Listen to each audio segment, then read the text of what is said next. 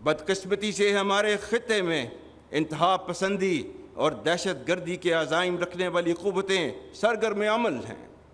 عوام، افواج پاکستان اور قانون نافذ کرنے والے اداروں نے دہشت گردی کا کامیابی سے مقابلہ کیا ہے اور نہ صرف لازوال قربانیاں دی ہیں بلکہ آنے والے وقتوں میں بھی کسی قربانی سے دریغ نہ کرنے کا مصمم اور غیر متزلزل ارادہ رکھتے ہیں۔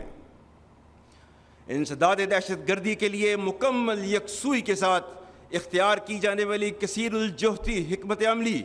عزم استحکام، قومی عزم کا استعارہ،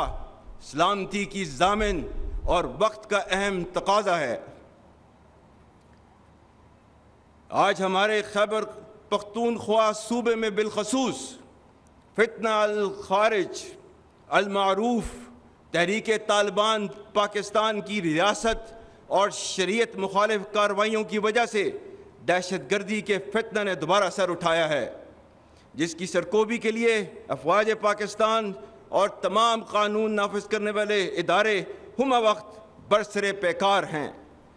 اسی فتنہ کے بارے میں چند دن پہلے علماء و مشائخ کرام سے بات کرتے ہوئے میں نے کہا تھا کہ اگر تم شریعت اسلام کو نہیں مانتے، آئین پاکستان کو نہیں مانتے، تو ہم بھی تمہیں پاکستانی نہیں مانتے۔ دہشت گردی کے خلاف جنگ میں خاص طور پر ہمارے پختون بھائیوں نے جرأت، ایثار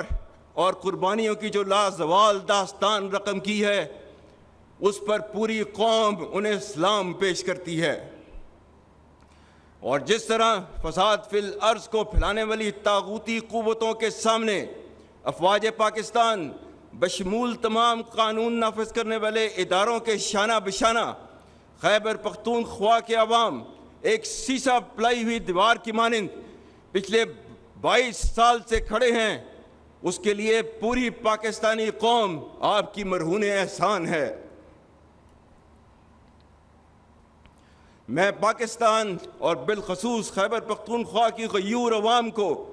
اللہ کے احکامات کی روشنی میں یقین دلاتا ہوں کہ آپ فساد فی الارض کے خلاف جنگ لڑ رہے ہیں،